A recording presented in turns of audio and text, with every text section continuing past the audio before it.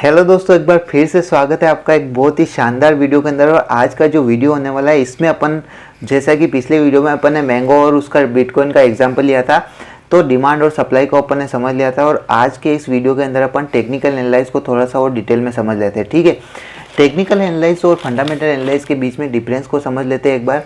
तो उसके लिए चलिए अपन एक एग्जांपल लेते हैं। सपोज़ करते मैं और मेरे 2-4 दोस्त और हैं, हम एक बड़ी सी लॉन्ग जो है ट्रिप का प्लान बनाते हैं। सपोज़ करते हैं मैं कुल्लू मनाली का प्लान बनाता हूँ और वहाँ पे मैं बाय कार जाना चाहता हूँ। और कार के द्वारा जाने से पहले मैं कुछ कंडीशन होती है उनको देख लेता हूँ कि वहाँ की जो कंडीशन है वो कैसी है। सबसे पहले मैं कुछ वो कंडीशन जो है वो अगर फुलफिल होगी तभी मैं कार के द्वारा वहाँ पे अपनी ट्रिप का प्लान बनाऊँगा। अदरवाइज़ मैं उस प्लान को कैंसिल कर दूँगा और कुछ दूसरा मेथड अपनाऊँगा। ठीक है, ये हमारा डिसीज़न होता है। और हम अच्छी खासी तैयारी करते हैं और जहाँ मुझे जाना होता है वहाँ का वेदर कैसा है उसके बारे में पता करता हूँ। रोड कैसी है वहाँ की, अगर मैं कार लेके जा रहा हूँ तो रोड अच्छी है या फिर नहीं है, टूटी फूटी तो नहीं है। इसके अलावा जिस कार में मैं जा रहा हूँ उस कार की कार की कंडीशन कैसी है, उस चीज़ को सबसे इम्पोर्टेंट है, उसको मैं सबसे पहले देखूँगा। और क्या कार अच्छी कंडीशन में है, ये मैं खुद से क्वेश्चन पूछूंगा। कार अच्छी कंडीशन में है या नहीं है, उसकी सर्विस प्रॉपर हो रखी या नहीं हो रखी। नहीं हो रखी होगी तो मैं खुद उसकी सर्विस कराऊंगा। उसके बाद में कार की सीट कंफर्टेबल है या फिर नहीं, क्योंकि बहुत लंबा ट्रिप है तो कंफर्टेबल होना बहुत ज़रूरी है। इसके अलावा कार की बिल्ड क्वालिटी कैसी है, सेफ्टी फीचर कैसे है, फ्यूल कैपेसिटी कितनी है, कार का स्पेस आदि ये सब कितना है। अगर ये सब कुछ सही होगा तभी मैं उस कार से ट्रिप का प्लान बनाऊंगा और जाने की सोचूंगा। और अगर वो कार अच्छी नहीं होगी तो मैं दूसरी कार देखूंगा या फिर उस कार को कंप्लीट कराऊंगा। तो ये जो प्रोसेस है सारी चीज़ें देखने की, इसी को बोलते हैं फंडामेंटल एनालाइज करना। लेकिन सपोज करते वहीं मुझे दोस्तों के साथ में ट्रिप पर नहीं जाना है और मुझे मार्केट के अंदर सब्जी लेने जाना है। 5 मिनट का रास्ता है, 10-15 किलोमीटर दूर। ठीक है, 10-15 किलोमीटर दूर जाना है, 5 मिनट का रास्ता है।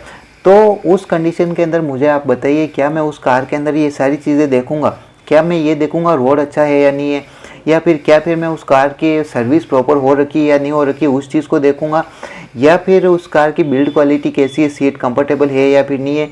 इन सारी चीज़ों में से मैं कुछ भी नहीं देखूंगा, क्योंकि मुझे पता है थोड़ा सा दूर जाना है। अगर ऐसी कुछ सिचुएशन हो भी जाती है तो मैं किसी की हेल्प ले सकता हूँ। और इन सब चीज़ों की मुझे ज़रूरत नहीं है, कार इतना तो चल ही जाएगी, इतना मैं सोच के चलता हूँ। और उस मार्केट के अंदर सब्ज़ी लेके आ जाता हूँ और मेरी अच्छी खासी उस कार के अंदर कुछ भी नहीं होता है, मुझे ये हो जाता है। ठीक है, सब्ज़ी लेके आ जाता हूँ। 5 मिनट का रास्ता है, ऐसी सारी चीज़ें देखने की ज़रूरत नहीं है। तो ये 5 मिनट का जो रास्ता है इसी को बोलते हैं टेक्निकल एनालाइज करना। यानी कि शॉर्ट टर्म के अंदर आपको कोई भी चीज़ करनी है तो टेक्निकल एनालाइज काम आता है, और लॉन्ग टर्म के लिए अगर आपको कुछ करना है तो उसमें आपको फंडामेंटल एनालाइज काम आता है। दोस्तों, अगर हमें कोई भी चीज़ बाय करनी होती है तो सबसे पहले हम उसके अंदर क्या देखते हैं, सबसे पहले हम उसकी प्राइस को देखते हैं। प्राइस को देखने के बाद में हम उसका एनालाइज करते हैं कि क्या वो चीज़ सही है या नहीं है। जिस प्राइस के ऊपर वो जो सामने वाला बेच रहा है उस प्राइस के ऊपर सच में उसकी उतनी प्राइस है या फिर नहीं है, उसकी क्वालिटी कैसी है, अच्छी है या फिर नहीं है। और अगर वो जो प्राइस बताता है वो प्राइस जो उसकी सेलिंग प्राइस है, यानी कि उसकी जो एक्चुअल प्राइस है उसे सस्ता मिल रहा है तो हम उसको तुरंत बाय कर लेंगे। और अगर सस्ता नहीं मिल रहा है तो हम उसको मना कर देंगे। और या फिर मना नहीं करेंगे तो उससे बार्गेनिंग करवाएंगे कि यार ये प्राइस बहुत ज़्यादा है, मुझे इस प्राइस में ही चाहिए ये, और उसको कम कर दो प्राइस को। तो ये बार्गेनिंग कराएंगे। तो सेम यही कॉन्सेप्ट स्टॉक मार्केट के अंदर भी अप्लाई होता है और उसको बीड और आस्क प्राइस बोलते हैं। और आज इसको मैं बता देता हूँ आपको। स्टॉक मार्केट में भी हम ट्रेड कर रहे होते हैं तो हमें यही सोचते हैं कि अगर हम किसी स्टॉक को खरीदते हैं और वो खरीदने के बाद थोड़ा बढ़ जाता है तो हम उसको बेचकर मुनाफा कमा लेते हैं, यानी कि स्कैल्प ट्रेडिंग कर लेते हैं।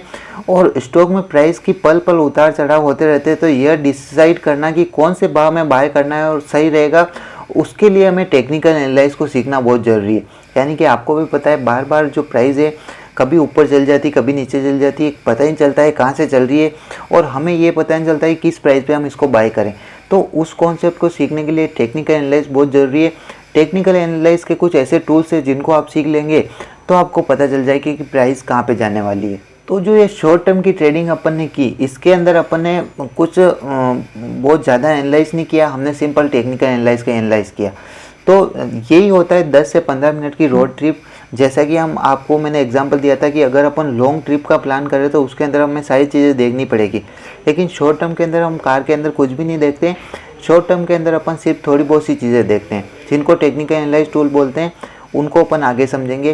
तो यहाँ पे आप जो टेक्निकल एनालाइज करके ट्रेडिंग करेंगे उसको अपन शॉर्ट टर्म की ट्रिप बोलेंगे। हमने दोस्तों पिछले वीडियो में बात कर ली थी कि जो प्राइस होती है स्टॉक की वो रैंडमली मूव नहीं करती है, उसमें कुछ पैटर्न बनाती है, उसके बाद में मूव करती है।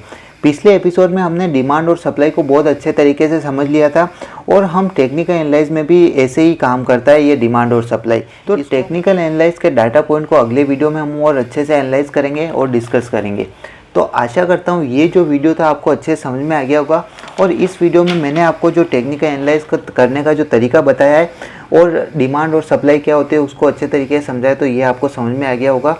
इसके बारे में कुछ भी डाउट रहे तो आप कमेंट बॉक्स में पूछ सकते हैं। हम मिलते हैं दोस्तों बहुत जल्दी अगले वीडियो में, तब तक के लिए जय श्री राम।